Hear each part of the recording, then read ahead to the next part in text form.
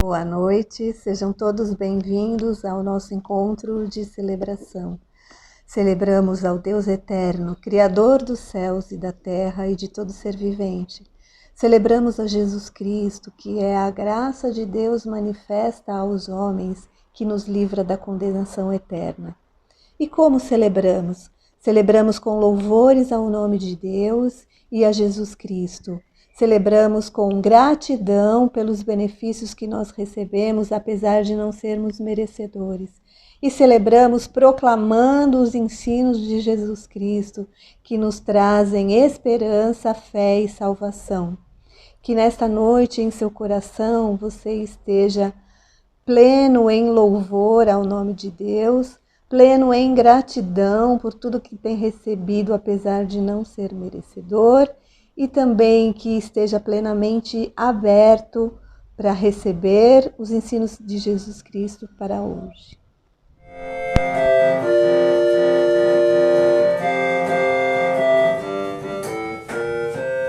Te darei todo louvor, te darei adoração.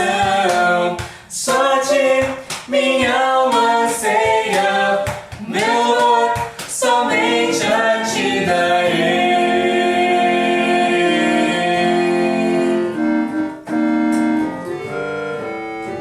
Te adorarei, Te adorarei de todo coração, de todo coração, com toda força.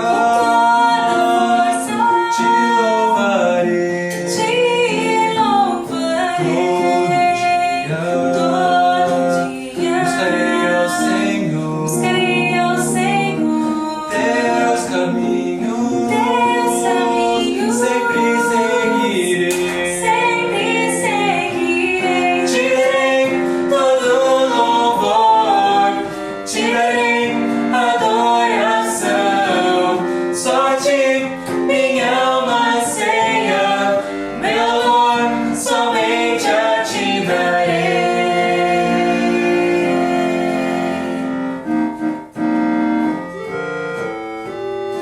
Eu me inclino, pois tu és meu rei, pois tu és meu rei, te servindo, tudo darei. darei, do teu trono, Eu quero contemplar e para sempre em ti confiar. Te darei todo louvor, te darei adoração. Só a ti minha alma anseia, meu louvor somente a ti darei. Te darei todo louvor, te darei adoração. Só a ti minha alma anseia, meu louvor somente a ti darei.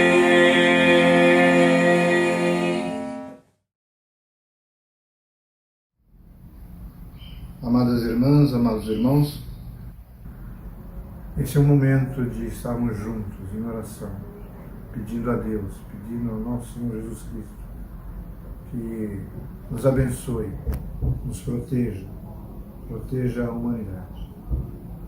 Então, nesse espírito de oração, vamos clamar ao Senhor.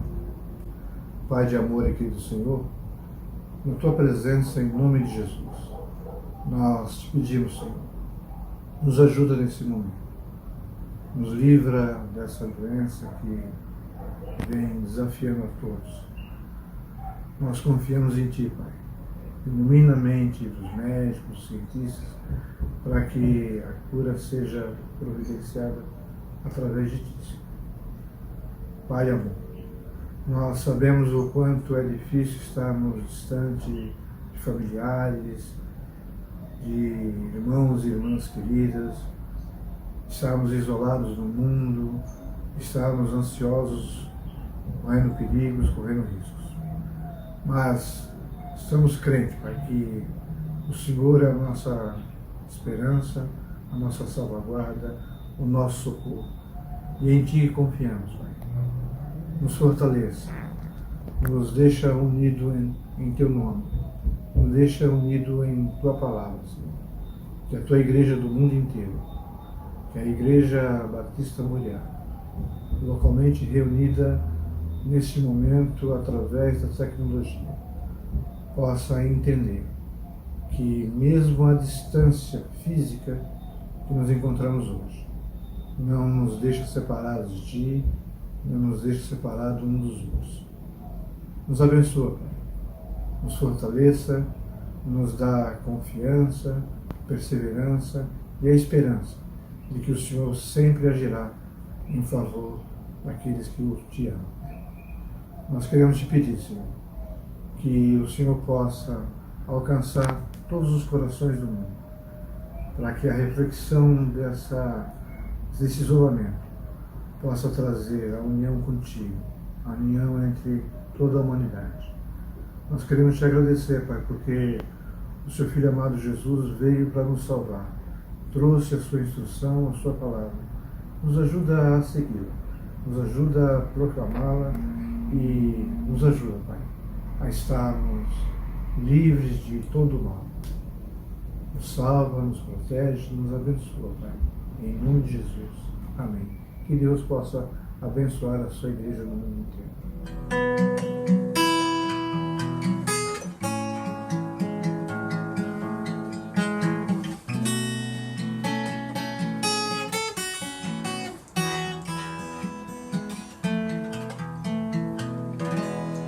Não há Deus maior,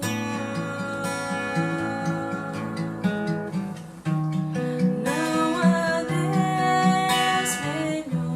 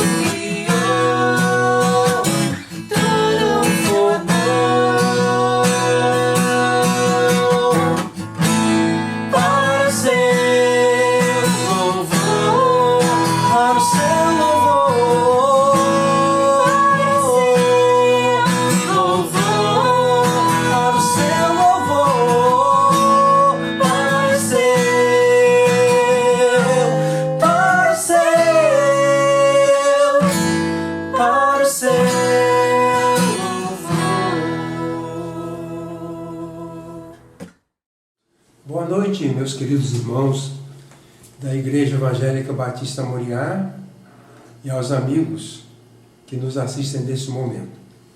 Vamos começar a nossa palavra lendo o texto bíblico de Romanos, capítulo 13, os versículos de 1 a 5. A palavra diz assim: toda alma esteja sujeita às autoridades superiores, porque não há autoridade que não venha de Deus, e as que existem foram ordenadas por Deus. Por isso, quem resiste à autoridade, resiste à ordenação de Deus, e os que resistem trarão sobre si mesmos a condenação. Porque os magistrados não são motivo de temor para os que fazem o bem, mas para os que fazem o mal. Queres tu, pois, não temer a autoridade? Faz o bem e terás louvor dela. Porquanto ela é ministro de Deus para teu bem. Mas se fizeres o mal, teme, pois não traz debalde a espada, porque é ministro de Deus e vingador em ira contra aquele que pratica o mal. Pelo que é necessário que lhe estejais sujeitos, não somente por causa da ira, mas também por causa da consciência.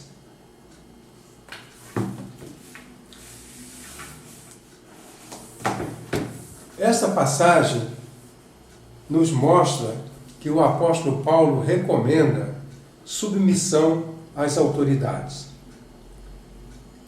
Ele declara que nós precisamos estar submissos às autoridades. E no texto nós encontramos as razões por que precisamos estar submissos às autoridades. O que é autoridade?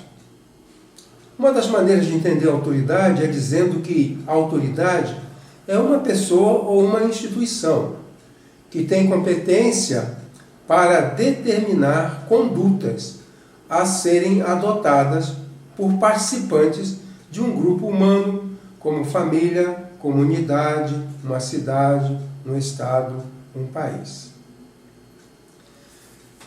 A autoridade pode ter uma função circunstancial. Por exemplo, em Mateus capítulo 8, encontramos a história do centurião de Cafarnaum. O centurião de Cafarnaum foi pedir socorro a Jesus Cristo para curar um familiar seu. E ele disse para Jesus: mestre, não é necessário que o senhor vá até a minha casa. Se o senhor disser uma palavra daqui, o meu servo vai ficar curado.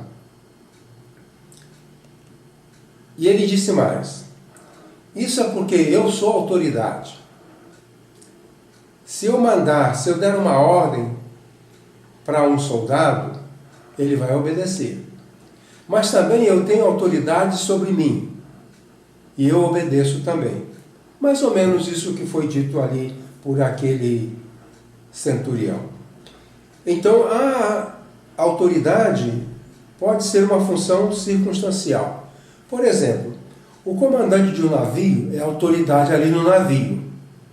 Ele pode prender, ele pode soltar, ele é autoridade. Mas na casa dele, ou na rua, ele não é autoridade.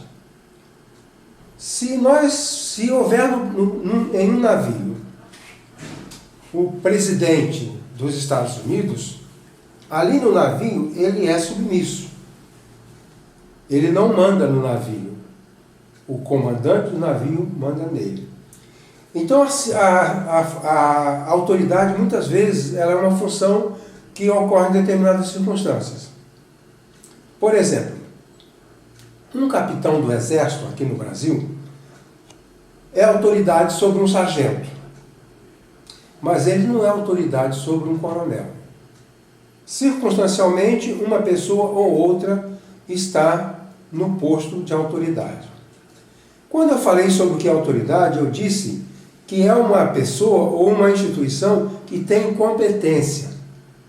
A autoridade depende de competência. Na língua grega, a palavra autoridade é exousia. Exousia é a palavra traduzida por autoridade, que está ligada ao verbo ser. Por exemplo, autoridade é aquilo que ela é, que a pessoa é. Eu não posso me fazer autoridade sem ser autoridade. Então, é preciso que nós saibamos quem é que é autoridade, a quem devemos nos submeter, e quem não é autoridade, que pode ser circunstancialmente uma autoridade, que não é a mesma coisa que uma autoridade legítima, uma autoridade verdadeira. Nós estamos vivendo no Brasil a questão da coronavírus, e nós temos condutas propostas pelas autoridades. Há as autoridades que são legítimas, como, por exemplo, o infectologista, ele tem autoridade para determinar condutas. Um pesquisador, um cientista tem autoridade para determinar condutas. O Ministério da Saúde tem autoridade para determinar condutas. Se o Ministério da Saúde diz, fique em casa, eu vou ficar, porque aceito a autoridade do Ministério da Saúde. Se o diretor do Albert Einstein disser, as pessoas têm que ficar em casa, eu vou ficar, porque ele é a autoridade. Na questão de ser submisso à autoridade, precisamos distinguir essas coisas. O apóstolo Paulo fala que é nosso dever nos submeter à autoridade. Mas nem sempre a autoridade é realmente algo a que se pode submeter. Por exemplo, lemos na Bíblia que o faraó do Egito determinou que todas as parteiras matassem os meninos israelitas que nascessem. Elas não obedeceram. Elas atendiam as mães, os meninos nasciam, elas desobedeceram a lei, elas não mataram os meninos. Então há circunstâncias em que a submissão é uma coisa abominável, mas isso é raro. No geral, no mundo em que nós vivemos hoje, as autoridades são legítimas. No Brasil temos autoridade legítima, um Senado eleito pelo povo, um Congresso eleito pelo povo, uma Câmara eleita pelo povo, um presidente eleito pelo povo, um vice-presidente eleito pelo povo, governador eleito pelo povo, prefeito eleito pelo povo. Então, numa democracia, essas pessoas mencionadas são verdadeiras autoridades, às quais nós devemos nos submeter. Pois bem, o apóstolo Paulo então diz que é nossa obrigação nos submetermos à lei. E fica claro que a função do cristão não é promover anarquia e nem apoiar a tirania. Se a autoridade exerce tirania, nós não apoiamos. Se ela estabelece ordens, leis, nós nos submetemos. Então, eu selecionei 4 motivos aqui da passagem do texto lido, pelos quais nós devemos nos submeter à autoridade. Primeiramente, a submissão às autoridades é também submissão a Deus. O apóstolo Paulo disse, por isso, quem resiste à autoridade, resiste à ordenação de Deus. O que o apóstolo Paulo diz nessa passagem é que a autoridade é algo que Deus providenciou para nós. Ela vem de Deus e a autoridade é ordenada por Deus. E Paulo diz, se eu desobedeço a um juiz, eu desobedeço a Deus. Eu desobedeço ao delegado, eu desobedeço a Deus. Porque o juiz é autoridade, o delegado é autoridade. Se eu desobedeço o governador, eu estou desobedecendo a Deus, porque ele foi colocado ali como instrumento de Deus para cuidar do país, para cuidar do Estado. Então, nós vamos nos submeter, porque se não nos submetermos, nós estaremos contrariando a vontade de Deus, porque, de acordo com o apóstolo Paulo, toda autoridade é ordenada por Deus. Em segundo lugar, a submissão à autoridade traz benefício. O apóstolo Paulo diz assim, porquanto ela, quer dizer, a autoridade, porquanto ela é ministro de Deus para o teu bem. A autoridade está colocada dentro do conjunto de coisas, de elementos que Deus estabeleceu para o nosso bem. É a providência de Deus. A família é a providência de Deus, ela é para o nosso bem. A igreja é providência de Deus, é para o nosso bem. O Estado é providência de Deus, é para o nosso bem. As instituições de educação são um instrumento de Deus para o nosso bem. Este é o ensino sobre a providência de Deus. Diferente da graça, porque a graça vem por meio de Jesus Cristo. Mas a providência traz os recursos para a nossa sobrevivência. A graça traz recursos para a nossa salvação, para o perdão dos pecados e para habitar com Deus. Então, as autoridades são parte da providência. E aquilo que Deus providenciou é para o nosso bem.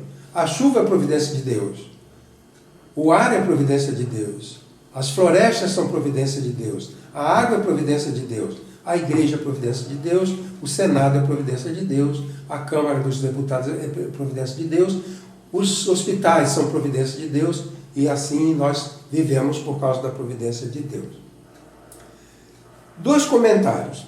A resistência é rebeldia contra Deus. A resistência à autoridade é rebeldia contra Deus. Salvo uma exceção ou outra, quando nós temos certeza que Deus não está aprovando aquilo. Como, por exemplo, mandar matar criancinhas. Se um país, se um governo manda matar pessoas, como acontece num país que manda matar os outros porque são de outra religião, nós não vamos acatar essa autoridade. Mas, do contrário, a resistência é rebeldia. E a resistência traz condenação. O apóstolo Paulo diz que se desobedecemos às autoridades, nós estamos sujeitos à condenação. Voltando a falar do coronavírus. Há regulamentos estabelecidos pelas autoridades. Há recomendações e há leis. Se nós desobedecermos essas recomendações, nós vamos pagar as consequências. Toda rebeldia, toda insubmissão tem consequência.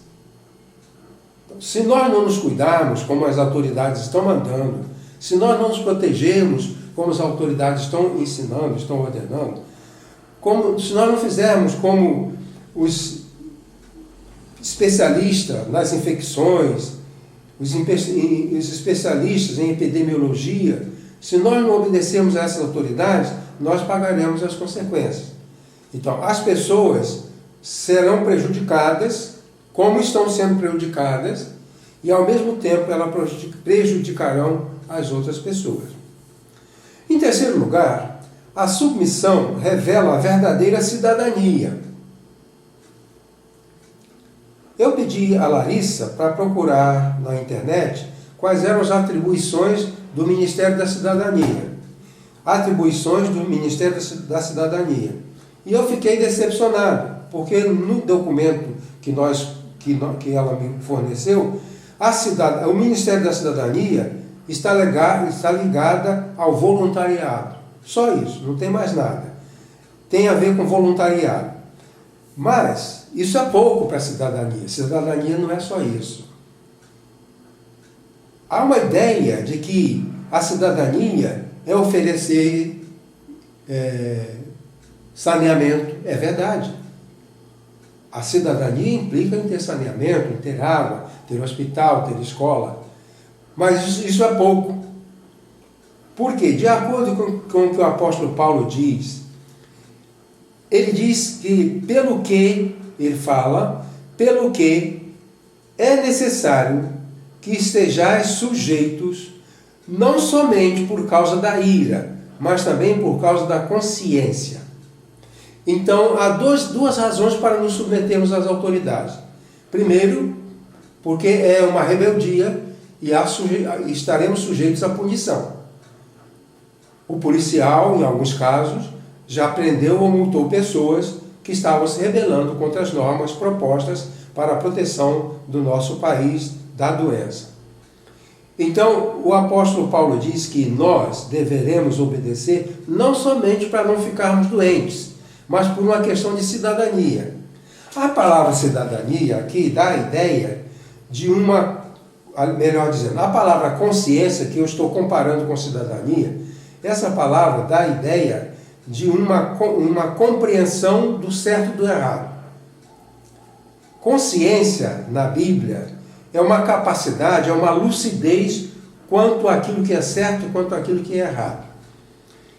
O cristão se submete às autoridades porque ele é lúcido, ele sabe que certa coisa é certa, certa coisa é errada. Alguma coisa é certa, alguma coisa é errada. E ele opta por obedecer às leis por essa consciência, não apenas com medo de ser preso ou de pagar multa.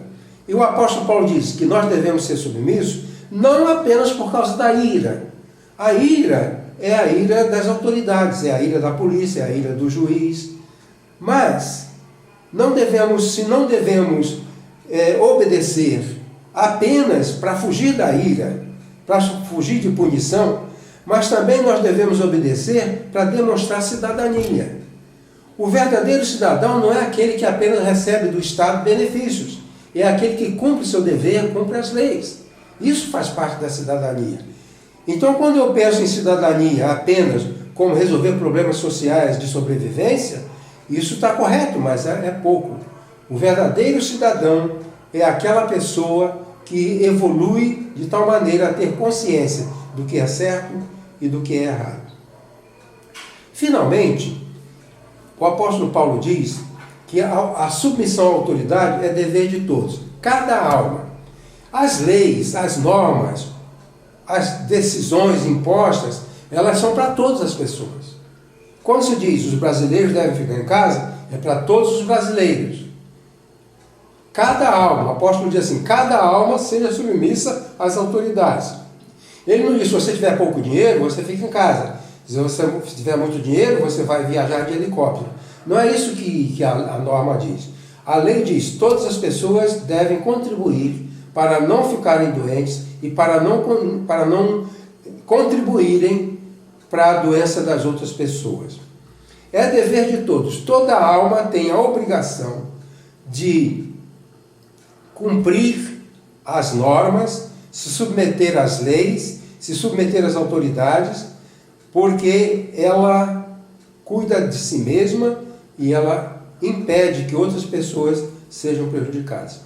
Então, o apóstolo Paulo diz que é dever de todos nós cuidarmos de nos submetermos às autoridades, porque isso é um dever de todas as pessoas.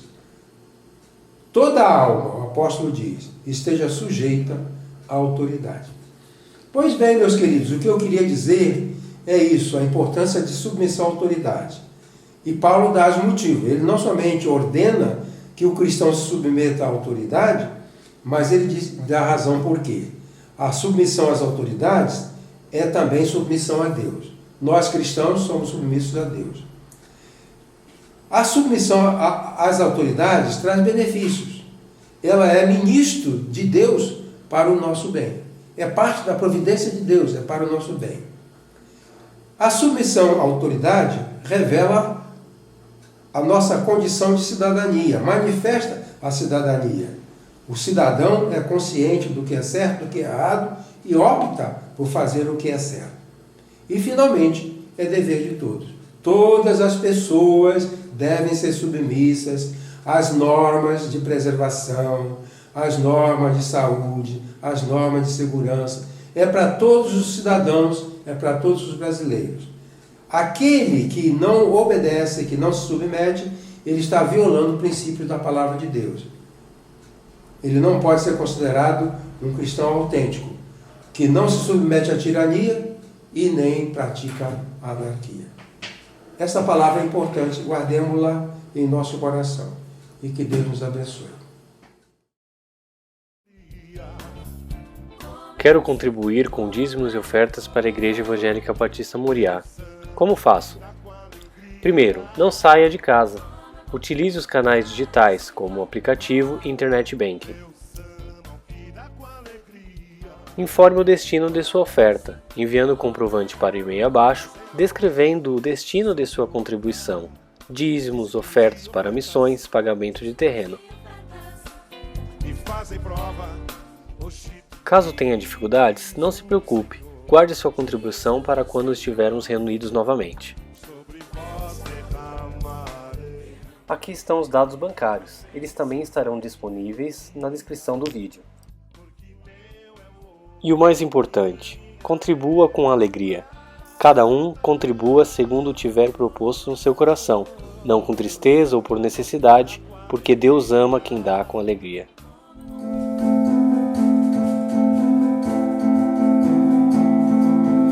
Assim como a noite aguarda o sol, como a brisa sonha um dia soprar, como a terra seca espera a chuva, como o rio anseia pelo mar, eu desejo tanto ver o dia chegar, o dia da vitória em que virá meu Salvador. Sim, Jesus Cristo, o Senhor, virá nas nuvens para me levar, se tornará verdade tudo que sempre sonhei. Tristezas eu não mais terei, e toda lágrima do meu olhar Ele enxugará.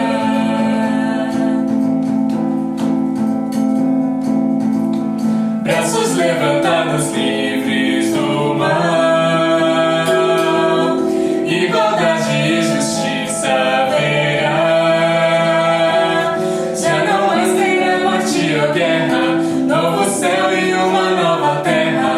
Eu desejo tanto ver o dia chegar, o dia da vitória em que virá meu Salvador. Sim, Jesus Cristo, o Senhor, virá nas nuvens para me levar, se tornará verdade tudo que sempre sonhei. Tristezas eu não mais terei, e toda lágrima do meu olhar